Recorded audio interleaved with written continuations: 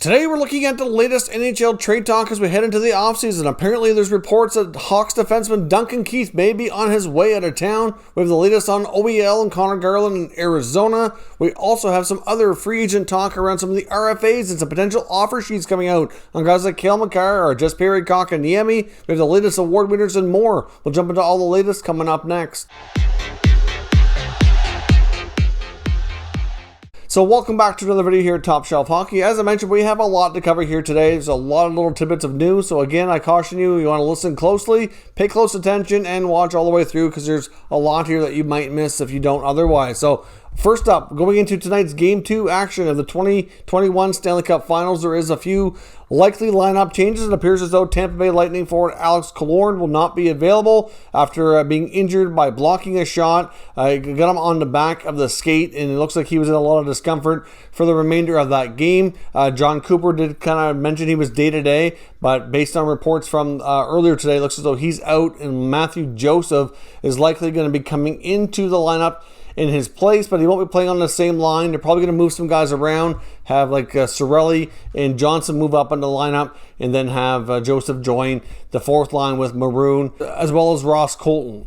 On the Montreal side of things, I'm not sure what's going on with Jake Evans, or if he's just becoming, coming out of the lineup for Armia, but Armia is going back in. But Evans was also seen wearing a non-contact jersey this morning at morning skate, so where he's just coming off a concussion. Obviously that's a little bit concerning, but it may not be anything related, hard to say.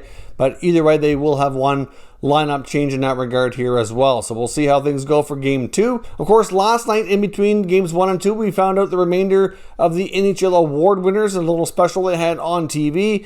We had Connor McDavid winning the Hart Trophy as well as the Ted Lindsay Award. So a couple of big victories there for McDavid. Youngster Adam Fox of the New York Rangers won the Norris Trophy, so that's quite a feat for him. Obviously being so young and so dominant. And the Rangers didn't make the playoffs. And sometimes when it comes to the people voting on these awards, sometimes making the playoffs is a really big thing. So, that obviously didn't play a role. So nice to see that. Kaprizov got the Calder Trophy. No big surprise there. In my opinion, the most surprising of the night, though, was the Vezina Trophy for top goaltender went to Vegas Golden Knights goalie Marc-Andre Fleury. That award was presented by Martin Brodeur as well, the longtime NHL great. And of course, you may not know this, but of course, as long of a solid career that Fleury has had, that is his first Vezina Trophy victory. I was a little surprised that he won, though, to be completely honest. I thought he had an awesome season. Don't get me wrong, he deserved to be in the conversation, but I really thought Vasilevsky would take the award.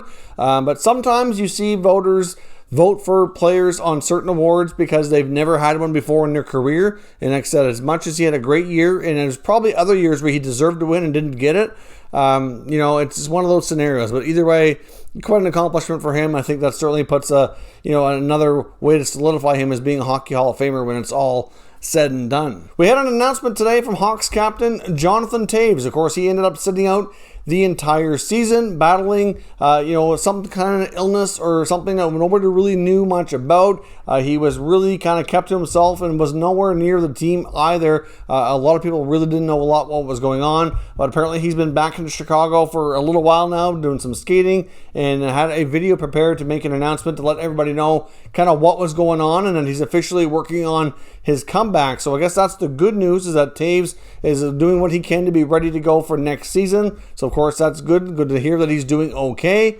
What he said that the doctors ended up diagnosing him with was chronic immune response syndrome. So essentially, after years and years and years of, go, it's kind of just run down, and he basically was having a lot of fatigue, couldn't get the energy levels up. When he did, it didn't seem to last. And he also acknowledged, too, that he very well could be what is known as a COVID long hauler. Some people that have had COVID ended up having long-term effects and really impacting him in that regard, too. And he kind of wonders, if that could possibly be part of the equation there. Of course, he couldn't completely rule it out, but either way, the fact is that he's starting to do much better. He's starting to train, skate, and get back. Now, I know a lot of people obviously question the timing of this release, given all the other allegations against the Blackhawks right now and the lawsuits that are pending, but he did acknowledge that in an article in The Athletic with writer Mark Lazarus as well, and indicates that this was completely done on his own accord, that it wasn't coordinated with the Blackhawks to try to generate a good story, to kind of, take away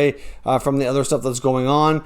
He did acknowledge the allegations and said that he himself didn't know about it at the time it was going on. He said that the player who spoke anonymously and said that everybody on the team knew, he said that would be a lie. That's not the truth.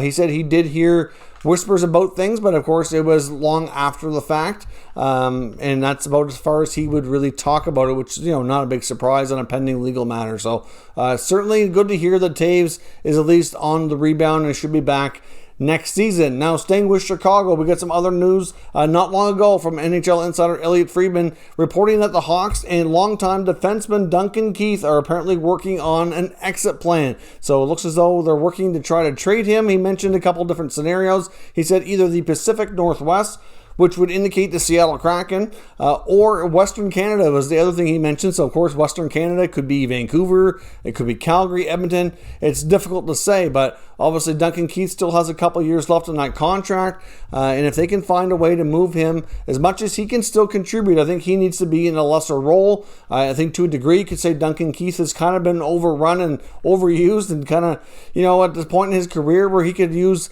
a smaller stage, smaller role and still be able to contribute. But obviously, with the price tag that he comes with, might be challenging for some teams to take on. Obviously, in that regard, Seattle makes a ton of sense because they don't have the cap issues being a brand new team. So I guess we'll have to see where this goes, but it'd certainly be interesting and odd to see him wearing a different uniform.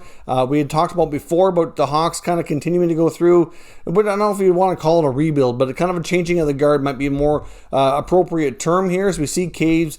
As we've seen, like Kane and Keith and Taves and these guys that are the last remaining members of their cup days here in the not too distant past. But we'll see where Duncan Keith goes. But obviously, I don't know if Vancouver really makes a ton of sense for him. I know he is a BC boy though, so obviously that would be a homecoming for him if that's something they're interested in. Personally, I would think Chicago, if they're going to move this guy, they're likely looking to create some cap space to go after a bigger name defenseman. They've been linked to either Seth Jones or Dougie Hamilton, and word is that they'd like to acquire one or the other. And of course, Hamilton could be acquired via free agency if they wait long enough until free agency opens.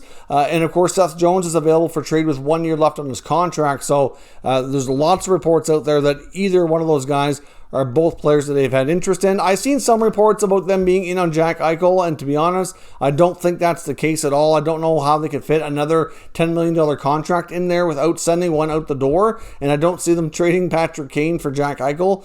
That's not something to me that would make sense for the Buffalo Sabres. Patrick Kane is still a hell of a hockey player and producing at a high level at his age, but they're not going to be taking on any player well into his 30s here for Eichel. They need to get, solid young players to build around for, the long part of the future here. So that's certainly, I think we can say it doesn't make any sense at all because there was some talk about Kirby Dach being involved, and personally, I just don't see it. Would they trade Dach? I wouldn't trade him. Even for a guy like Seth Jones, I wouldn't. But that's just my opinion. But we'll see what the Hawks are doing here. But clearly, they're looking to shake things up, move out a veteran. And I think they're trying to create some space here to get another big fish on their team. Now, there's also some free agent rumors as well coming from Pierre LeBrun of TSN as a hockey insider here, saying that there's some talk about the Maple Leafs and Freddie Andersen. Apparently, Freddie Andersen's agent, Claude Lemieux, had conversations with the Maple Leafs, and the Leafs were wondering if he would be interested in making a return. So all LeBrun has said is right now there's mutual interest to bring him back, that they would be interested, of course, for the right price. It all boils down to money. And with Andersen, he's interested in staying. Doesn't mean a deal's going to get done. I know I've seen some reports out there saying Freddie Andersen's staying with Toronto, and that's far from the truth. They'd have a lot of work to be done to make that a reality. And to be honest, with the moves we've seen the Leafs make after another disappointing playoff exit, I'm really surprised that we're not seeing more things for change instead of bringing back the band as they were last year. Like, obviously things have not worked out. You think some changes would be in order. Now, Freddie Andersen, is he going to take a really cheap contract? I have my doubts. Would he take a little bit of a pay decrease over what he was previously making, the $5 million? Yeah, I think that's a possibility given the current environment of the NHL and the fact that, players' salaries are dropping a bit because of the lost revenue. Sure, okay, that makes sense, but is he going to go all the way down to like a couple $1 million a year? Because I don't really see how they can afford much more than that. So I guess we'll see, but apparently we can't rule out the possibility of Freddie returning to Toronto, just like we've seen Spezza and Simmons do here in recent days. Now, when it comes to some of the top RFAs, there was also talk from Pierre LeBrun about some potential offer sheets. Now, of course, I don't think he would go as far as say that offer sheets are likely, but every time you get some big name players and teams in tight spaces with salary cap, which you know is going to be common thing, it's something that continues to come up. So he mentioned Cale Makar, for example, being a big one, likely going to get one of the biggest RFA contracts this season. That contract's probably going to start with a $9 or a $10 million range, somewhere in there. But again, he talked to some league executives around just to get some opinions, and many of them felt that there was no point in even going near an offer sheet unless you're going to go to at least 11 or 12 billion. And of course, at that point, you're giving up 4 first-round picks. So you put all that together, and it's just not a very likely scenario. And some of these RFAs, if they make it well known that they have absolutely no interest in signing one or changing teams, then there's no point in other teams presenting them one anyways. But one kind of tidbit that was in his article on The Athletic that I found interesting was talking about how the Carolina Hurricanes are still a little bit upset over the offer sheet that the Habs presented to Sebastian Aho last year, and now they have their own tight cap situation, and Jesperi Kotkaniemi is an RFA needing a new deal. Would they do an offer sheet to him? If nothing else, just kind of almost like a revenge or whatever. I don't know if it's a situation where they would really push too hard to get the player. I mean, they probably would like to have him if they could get him for the right price. But being like Aho, that offer sheet didn't make a lot of sense once you get a full breakdown of the numbers as they were. It wasn't a situation where they were going to just give up on the guy for the way it was structured. But when it comes to Kotkaniemi, yes, he's had some great playoff performances, but his regular season stats have been not the best. I don't see him being able to command big term or big money. So to me, it's a little bit surprising. And if anything like that was completed by the Canes, it would strictly be vengefulness from the owner or the GM based on what happened last year. But it will be an interesting thing to watch to see. I'm not confident we will see any offer sheets at all this year. But I guess if there were one, it would make more sense to go after a lower priced player like Kotkaniemi, because you might stand a better chance to get him without giving up the farm. Speaking of Montreal, we'll stick with them here for a moment as well. There was also word in LeBrun's article talking about free agent center Phillip Danault. Obviously having a real solid playoff, but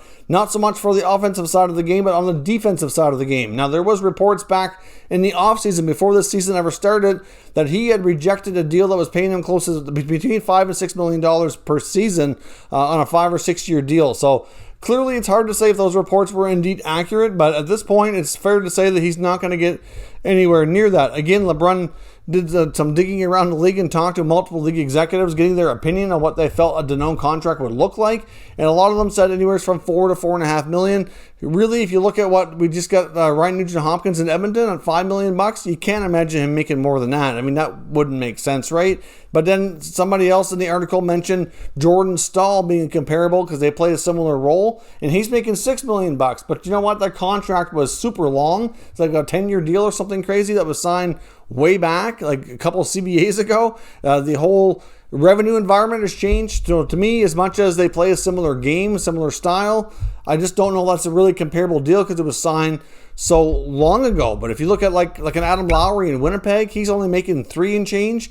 He plays a comparable game. And you look at like with the Habs with Kotkaniemi and Suzuki being the top 2 centers, Danault really is your ideal number 3 guy who can kind of be that shutdown to defensive center and not really put up a ton of offense. Like he had a couple of years where the assist totals were much higher based on who he was playing with. But generally speaking, like he's a guy who can be in the Selke conversation. He's really good on faceoffs, good defensively.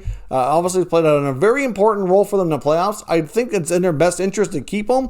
But anything more than $4 to $4.5 million, to me, it's too much for what you get there. You have to make more of your money based on the offensive output, and he just doesn't justify a bigger contract. So to me, we'll see what happens, but that's the rumblings around what kind of deal he might get this offseason if he wants to stay in Montreal. When it comes to Coyotes defenseman Oliver Ekman Larsson and Connor Garland, there's also additional reports that we talked about yesterday about the Oilers being a potential match, and now there's also more saying that the Bruins are still very much interested and could be a match as well. Of course, we know that the Bruins could possibly use another scoring winger, especially if they do move on from Jake DeBrusk, and they have interest dating back to last year on Oliver Ekman Larsson. They could use a left side defenseman. The only problem here is I'm having a harder time matching up how the deal could work for both sides from a cap and a roster management perspective here. I mean, like I said, with the Oilers, because the Coyotes have made it known they'll take it back a bad contract. Well, they could send James Neal, offset the money, throw in some younger assets as well to make it more interesting, and you get yourself a possible deal. Or on the Bruins side of things, there's really not a lot there when it comes to like a negative contract for them to be able to take back to offset some of the money. I mean, I don't see them wanting to move like a Charlie Coyle or something to that effect, but he's one of the few contracts that would kind of halfway make sense. But obviously the Coyotes can retain on Ekman Larsson, but are they going to want to retain up to 50%? I wouldn't think they'd want to go that far, but if you throw in a guy like maybe Vakanainen on the back end, you throw in Jake DeBrusk, maybe some draft picks, I can see how the trade currency is there to possibly intrigue the Coyotes of making a deal. The money aspect of it is going to be a lot more tricky and challenging, and as much as there might be interest, I don't know how likely it's going to be for that to get done, but you never know what other moves Boston could make to kind of change things a bit from a roster perspective, to maybe acquire something else that could then be flipped to Arizona. There's a number of different ways about possibly making this happen, but there's more and more people thinking that Garland might end up going with Ekman Larsson as that incentive to take on the bigger contract. So again, we'll see. There's bound to be interest in these guys, and there could be more teams pop up here in the coming days. That is all the news for today. Make sure you let me know your thoughts and everything down below in the comments. We'll discuss further. If you're new to the channel, make sure you subscribe and stick around. We'll keep you up to date with all the latest news and rumors on all 32 NHL teams. Thank you for watching, and I'll catch you next time.